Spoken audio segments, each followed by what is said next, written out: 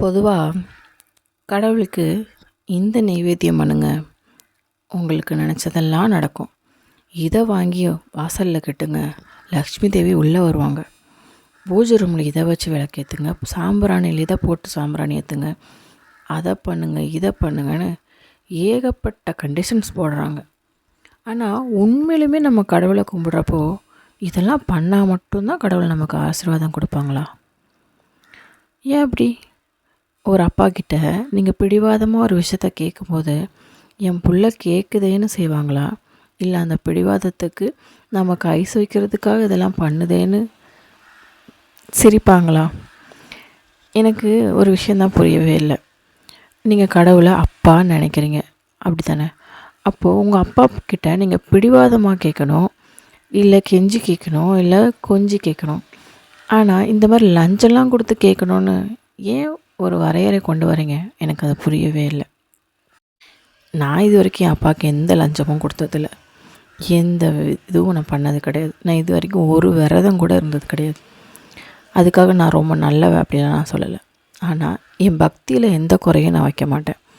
என் அப்பா கிட்ட நான் ஒரு விஷயம் பண்ணும்போது அது என் மனசுக்கு தப்புன்னு படுதுன்னா அது என் அப்பா பார்த்துட்ருக்காரு அப்படிங்கிற பயத்தை எனக்குள்ளே வச்சுப்பேன். அந்த பயம் மட்டும்தான் என்னை தப்பு பண்ண விடாமல் தடுக்கும். என் அப்பா பார்த்துட்ருக்காரு, இதை நான் பண்ணக்கூடாது. இந்த பிடிவாதம் மட்டும்தான் என்னை ஒரு நல்ல சூழல் இன்ன வரைக்கும் வாழ வச்சிட்ருக்குன்னு நம்புகிறேன். ஸோ இதை என் அப்பாவுக்காக நான் கொடுக்குற ஒரு, நீங்கள் சொல்கிற மாதிரி ஒரு ஐஸ் கட்டின்னு வச்சுக்கோங்களேன். ஆனால் நீங்கள் எல்லோரும் என்னென்னமோ செலவு பண்ணி என்னென்னமோ இது பண்ணி அப்பாவா குளிர வைக்கிறேன்னு சொல்லிட்டு உங்களுக்கு கிடைக்கிற கொஞ்ச நஞ்ச பணத்தையும் வீணாக்கிட்டுருக்கீங்க. அப்பாவுக்காக நீங்கள் எதுவுமே செலவு பண்ண வேண்டாம். அதிகபட்சம் ஒரு சூடை வாங்கி நீங்கள் ஏற்றலாம், ஒரு விளக்கு வாங்கி ஏற்றலாம்.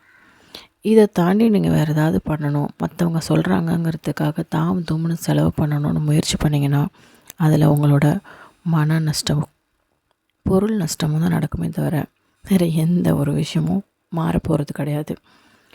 நம்மளை படித்த கடவுளுக்கு ஒன்றுமே தேவையில்லை. மூக்குத்தி அம்மனில் அழகாக சொல்லியிருப்பாங்க. ஆக்சுவலி அந்த டயலாக் வெறும் டயலாக் கிடையாது. உண்மையாகவே கடவுளுக்கு கிட்ட வேறு எதுவுமே தேவையில்லை.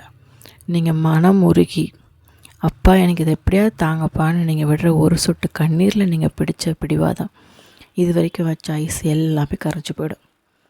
கண்ணீரோடு அவங்கக்கிட்ட மனம் முருகி கேட்டு பாருங்கள். முடியாதுன்னு சொல்ல எந்த கடவுளாலையுமே முடியாது.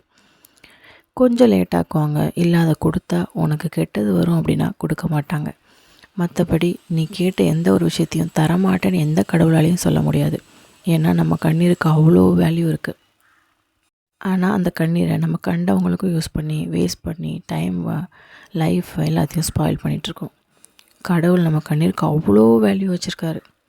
மனமுருகி நீங்கள் ஒரு தடவை யார்கிட்டையோ பிச்சை எடுக்கிறீங்க, யார்கிட்டையோ என்னென்னமோ கேட்குறீங்கல்ல, கடவுள் முன்னாடி போய் அமைதியாக உட்காந்து மனமுருகி எனக்கு இது எப்படியாவது தாங்கப்பா அப்படின்னு சொல்லி நீங்கள் ஒரு சொட்டு கண்ணீரை விட்டு பாருங்கள். நீங்களே ஆச்சரியப்படுவீங்க. அது நடக்க லேட் ஆகலாம், ஆனால் கிடைக்காம போக வாய்ப்பே கிடையாது. ஏன்னா உங்கள் கண்ணீருக்கு அவ்வளோ மதிப்பு கடவுள் வச்சுருக்காரு. தயவு செஞ்சு கண்டவங்க சொல்கிறாங்கன்னு சொல்லிட்டு அந்த செலவு இந்த செலவுன்னு பண்ணி உங்கள் கொஞ்ச நஞ்ச பணத்தையும் வீணாக்காதீங்க. கடவுளுக்கு அது எதுவுமே தேவையில்லை. என் பிள்ளையை நான் பார்க்கணும் அப்படின்னு அவர் முடிவெடுத்துட்டாருன்னா உங்களை தன்னால் அவர் முன்னாடி வர வைப்பார்.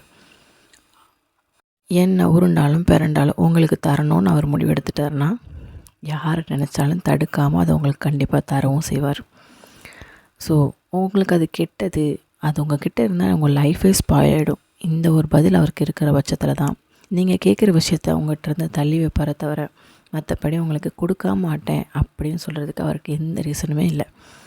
என்னதான் இருந்தாலும் நம்ம எல்லாருமே அவரோட பிள்ளைங்களாச்சே. பிள்ளைங்க கேட்டு நோன்னு சொல்கிற அப்பா இந்த உலகத்தில் இருக்காரா என்ன? நம்பிக்கையோட உங்களோட முழு அன்பை மட்டுமே கடவுள் கொடுங்க. கண்ட செலவும் பண்ணி உங்கள்கிட்ட இருக்க கொஞ்சம் பணத்தையும் வேஸ்ட் ஆக்காதீங்க. அவ்வளோதான் சொல்ல முடியும். அவங்க இந்த பரிகாரம் சொல்கிறாங்க, இவங்க இந்த பரிகாரம் சொல்கிறாங்க, இதெல்லாம் நமக்கு தேவையே இல்லை.